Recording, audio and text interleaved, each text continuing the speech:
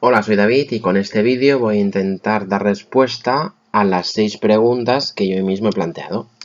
Como primera pregunta, he pensado que era adecuado pues preguntarnos cuál fue la primera gran ley o reforma educativa importante. Pues podemos decir que en época contemporánea la primera gran ley importante fue la Ley General de Educación de 1970, impulsada por Villar Palasí.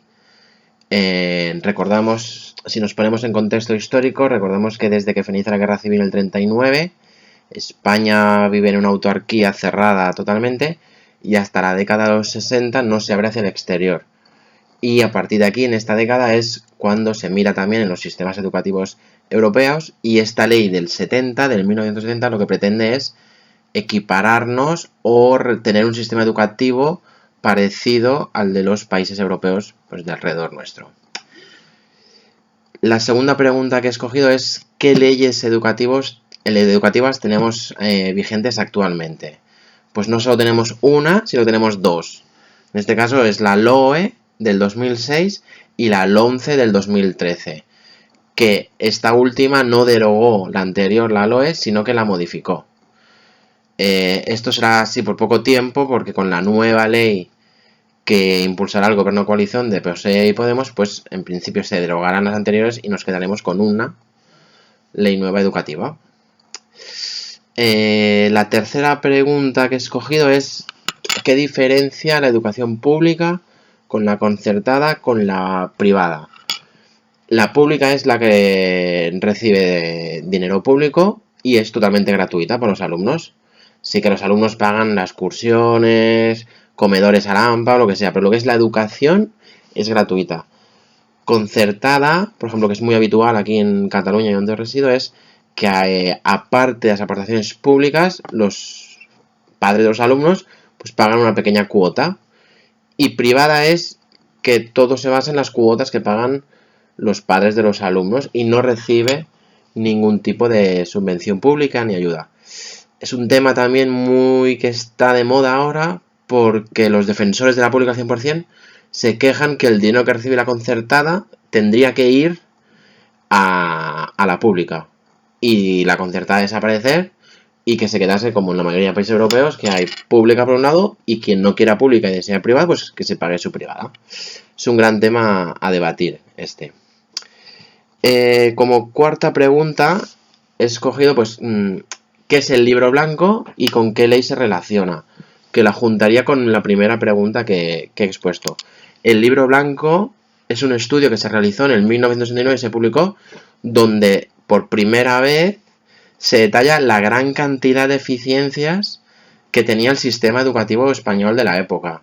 Entonces, la Ley General de Educación del 70 se basa en los estudios que se realizaron en este libro blanco. Como quinta pregunta, he escogido también un tema que a mí me pilló de pleno, es ¿qué supuso ampliar la escolarización hasta los 16 años? Recordemos que anteriormente a la LOCSE la educación obligatoria acababa a los 14, en octavo de GB.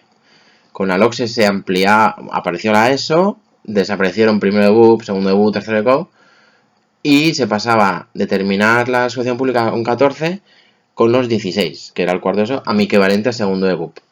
Yo recuerdo en aquella época mucha problemática porque, claro, los institutos pasaban a tener alumnos de 12 años que podían juntarse con los de 18. Y esto fue un poco, me acuerdo, muchos debates televisivos y muy traumáticos de que los de 12 todavía eran niños o niñas y estaban relacionados en el patio, en sitios comunes del colegio, pues con alumnos ya pues adultos. Eso me acuerdo yo que fue un choque bastante importante. También se intentó, claro, que con eso que se amplió la edad para trabajar, que pasó de 14 a 16. Y yo veo mucho mejor terminar la escuela a los 16 que no a las 14, pues como eran en mi época. Y como última pregunta, he escogido una que nos atañe ahora, es ¿qué finalidad tiene la formación profesional? Yo me acuerdo, yo cuando estaba en el colegio, que a mí nadie me informó de la FP. O sea, la FP de mi época era, pues, de la purria, y así, está claro.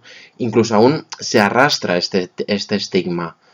Pero sin salirme de la pregunta es, la FP lo que intenta es dar conocimientos y poder desarrollar las competencias de los alumnos, pero sobre todo preparar a este alumnado para el mercado laboral. O sea, ellos si hacen la FP normal cursarán unas 386 horas en empresas, y si hacen la dual, que cada vez está más extendida en todos los institutos, pueden realizar hasta 1000 horas de las 2000 que dura el ciclo en empresas. Eso está muy bien, porque tú acabas el ciclo y tienes una experiencia que ningún grado de universidad, por ejemplo, te va a dar.